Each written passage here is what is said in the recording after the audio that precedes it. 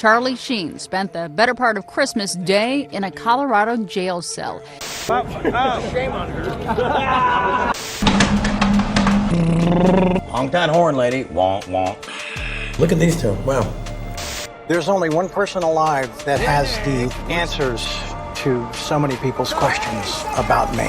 And that's Charlie Sheen. Charlie Sheen. Charlie Sheen. Charlie Sheen. Some are saying that you're bipolar. I'm by winning.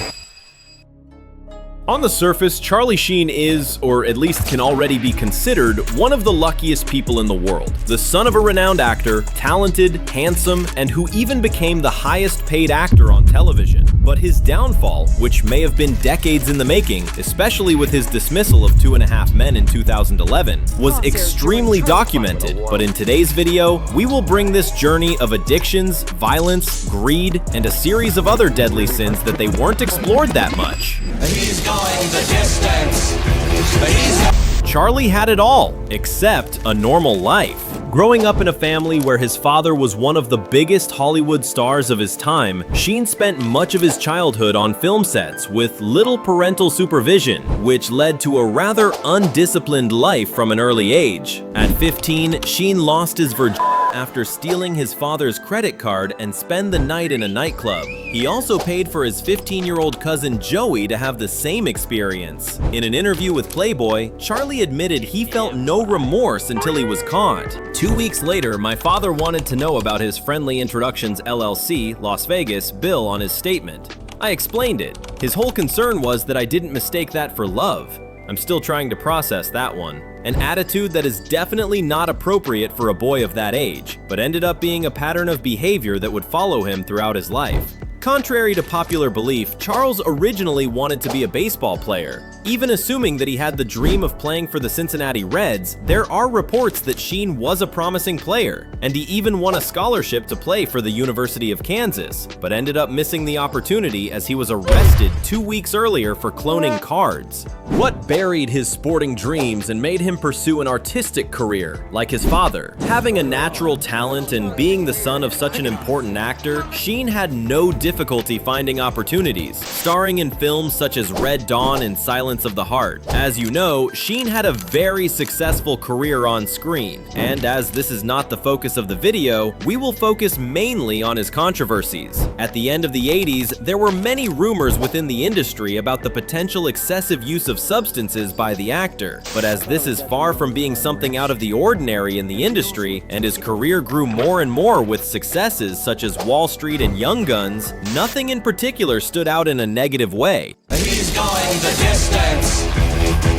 That was until 1990, when a bizarre accident could have ended fatally. When Charlie Sheen and Kelly Preston were engaged, a gun, apparently for no reason, went off, hitting Preston in the arm and leaving a serious wound. The official version, widely accepted at the time, indicated that Sheen, in a moment of distraction, had accidentally fired the gun. Charlie Sheen, years later, offered a different version of events. According to him, the shooting was not accidentally caused by him, but by Preston herself, who had found a gun in one of Sheen's pockets, and when moving it, the gun went off by itself.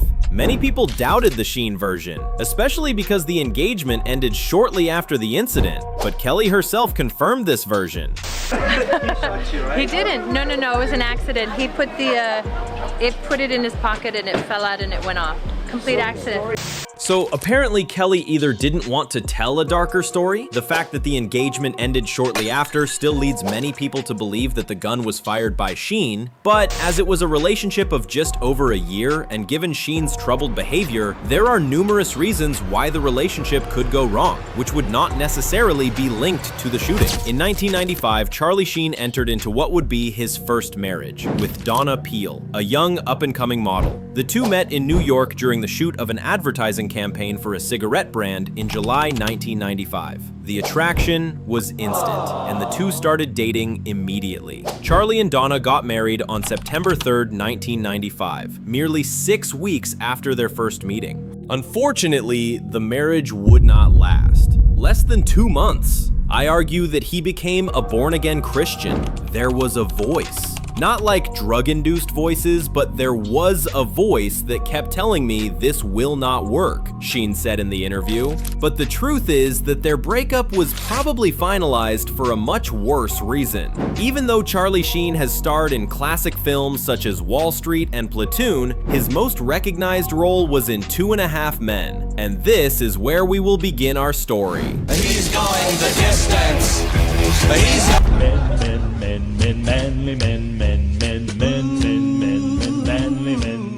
The story of 2.5 Men actually begins in the mid-90s when Chuck Lorre was the showrunner for Grace Under Fire and brought on Lee Aronson halfway through the show's second season.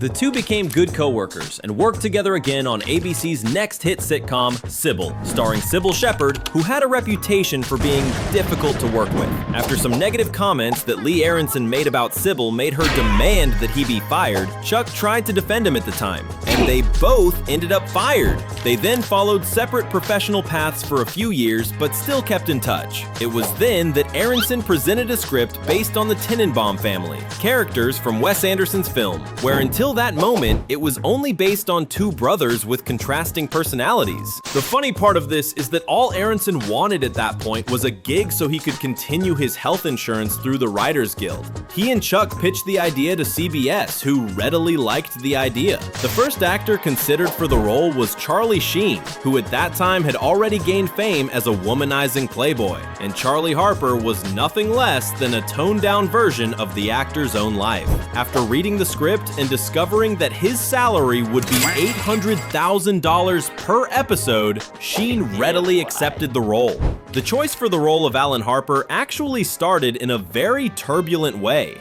The CBS executive in charge of casting said, let's talk about who's going to play Charlie's brother, and let's not hear the words ever, John Cryer. At that point, Cryer was truly known for being a show killer because 4 canceled network comedies led to an article in Newsweek that essentially labeled Cryer a show killer. But Chuck had worked with John Cryer before and firmly believed he would be excellent for the story. And after getting him an audition with the executives, there was no doubt that he was the perfect person for the role. Angus T. Jones got the role of Jake after Chuck watched him in the movie The Rookie, and he got the role with basically no drama. The show premiered on September 22nd, 2003, and the story of a rich bachelor in his 30s is permanently changed after taking in his brother who lost his house in a divorce, and his innocent nephew. It immediately became a hit on the America, having an average of 15.31 million viewers per episode. The role of Charlie Harper, a hedonistic, wealthy, and womanizing jingle writer, was not just a character. It was a distillation of Sheen's public persona, described by the show's own creators as a toned-down version of the actor's own life. The show's stratospheric success solidified this fusion in the public consciousness. The Charlie Harper persona afforded Sheen unprecedented wealth and fame, but it also created a dangerous facade that simultaneously fueled and masked the growing turmoil in his personal life. The period following 2003 would witness a man at the height of his professional power, navigating a success that ran parallel to a deep and increasingly public personal decline, a trajectory that would define one of the most documented downfalls in Hollywood history. Sunday's tequila night at Pavlov's. Every time the bell rings, you gotta take a shot. Why? Because the bell rings. Oh, okay.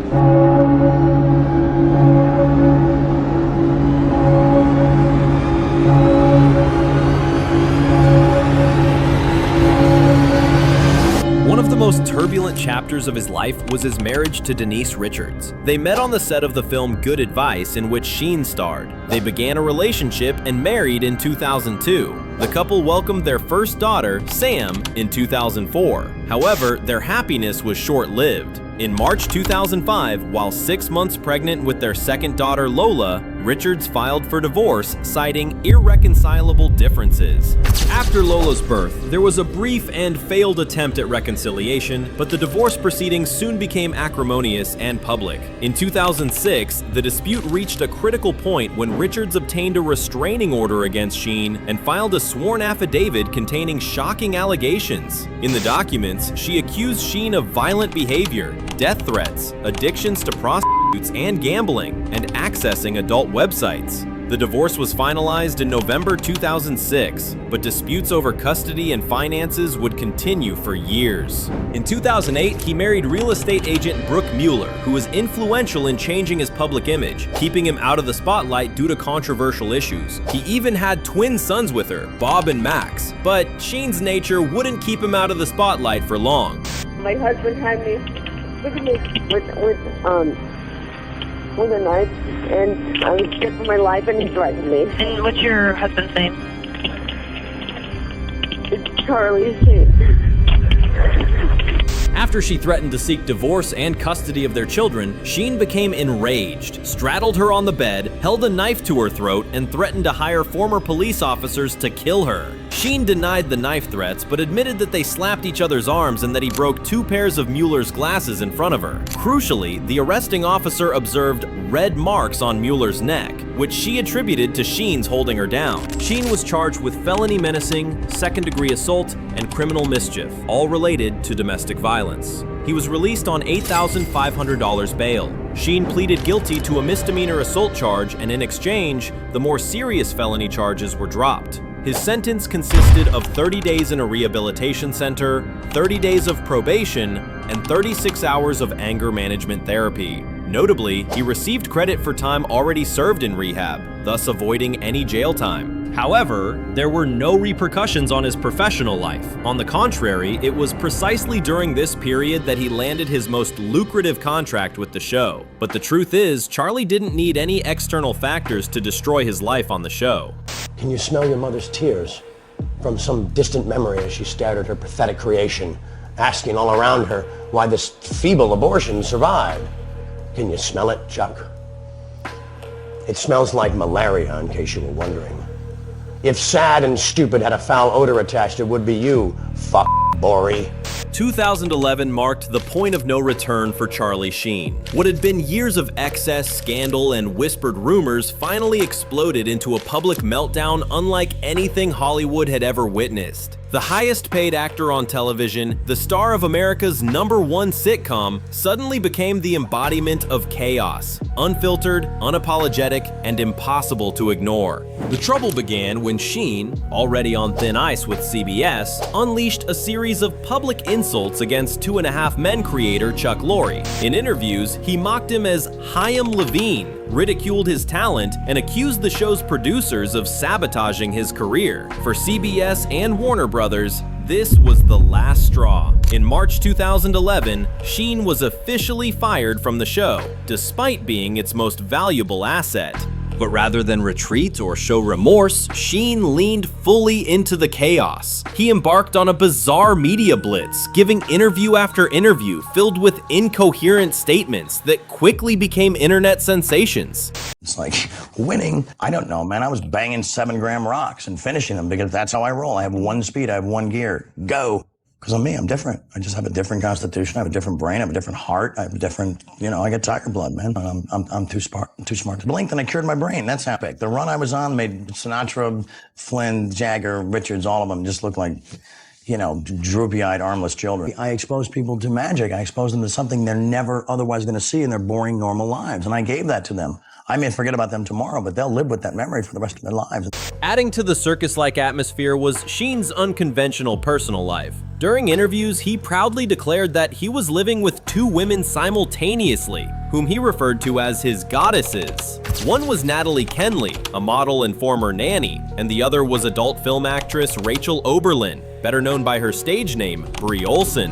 As if that wasn't enough, he decided to capitalize on the frenzy by launching a live stage show called My Violent Torpedo of Truth / Defeat is Not an Option. Promoted as a raw, unfiltered look into his mind, the tour quickly descended into disaster. Audiences booed, critics eviscerated it, and what was meant to be his triumphant counterattack turned into yet another public humiliation. A Violent Torpedo of Truth, Defeat is Not an Option show out to you in the battlefield. If you're winning, I'll see you there. The guy who opened for him was absolutely horrible. He got booed off the stage. Charlie Sheen, thinking he was the president of Warlocks, babbling on and on until I wanted to throw up in my seat. It was terrible. I sat around for an hour, didn't get to see nothing, and he comes out and I could have watched this on TV. I texted my husband and said, grab her coat and we'll meet you at the front door. It was not entertaining, and I like him. By the end of 2011, Warner Brothers had cut ties with him completely, and Ashton Kutcher was brought in as his replacement on 2.5 Men. In 2012, Sheen made his so-called comeback with the FX sitcom Anger Management. You can't fire me. I quit. Think you can replace me with some other guy? Go ahead. It won't be the same. You may think I'm losing, but I'm not. Anyway, you get the idea. The show cast Sheen as Charlie Goodson, a former baseball player turned unconventional therapist, yet another role that mirrored aspects of his real life. The premiere was a ratings smash, drawing almost 6 million viewers, one of the highest rated comedy debuts in cable television history. For a brief moment, it looked as though Sheen had managed to silence his critics and turn his tabloid notoriety into another professional triumph. FX even struck an unusual deal. If the first 10 episodes met ratings goals, the network would commit to 90 additional episodes, effectively locking in 100 episodes for syndication. It was a gamble, but one that initially seemed to pay off. However, the cracks began to show quickly. By late 2013, ratings had plummeted. Critics savaged the writing, which ended up causing the show to be canceled after 2 seasons. By 2015, Charlie Sheen had been relatively quiet in the public eye for a couple of years, but in 2015, he would unfortunately make the news again. Yeah, I'm here to admit that I am in fact HIV positive. And I have to put a stop to this onslaught, this barrage of attacks and of sub-truths and very harmful and mercurial stories that are about that threatening the health of so many others, which couldn't be farther from the truth. But even more shocking was his claim that he had spent millions of dollars to keep it a secret. He revealed that he had been blackmailed repeatedly by people in his inner circle, paying them off to prevent the information from leaking to the press. Almost immediately after going public, a wave of lawsuits crashed down on him. Several of his former partners accused him of failing to disclose his condition before engaging in sexual relationships. Some claimed he had intentionally put them at risk. Others argued that his silence constituted fraud and emotional abuse. Financially, these lawsuits added to his downfall. Sheen admitted publicly that much of the fortune he had amassed during 2.5 Men had evaporated. Extravagant spending, expensive divorces, child support payments, blackmail payouts, and now mounting legal fees had left him in a precarious position. Meanwhile, Hollywood had effectively turned its back on him. There were no new projects, no serious offers, and no networks willing to gamble on his volatility. From 2019 to 2022, Charlie Sheen entered a period of relative silence and reclusion, marking a significant shift from the chaos and scandals that had defined much of his life and career. After decades of self-destructive behavior, public meltdowns, and headlines dominated by controversy, he began focusing on sobriety and personal reflection. During these years, Sheen committed seriously to his health and mental well-being, participating in rehabilitation programs and therapy, determined to break free from the cycles that had long controlled him. Away from the public eye, he prioritized his family life, quietly working to strengthen his relationships with his children while avoiding the bizarre interviews and public outbursts that had once become his trademark. Professionally, he made peace with Chuck Lorre, the creator of 2.5 Men,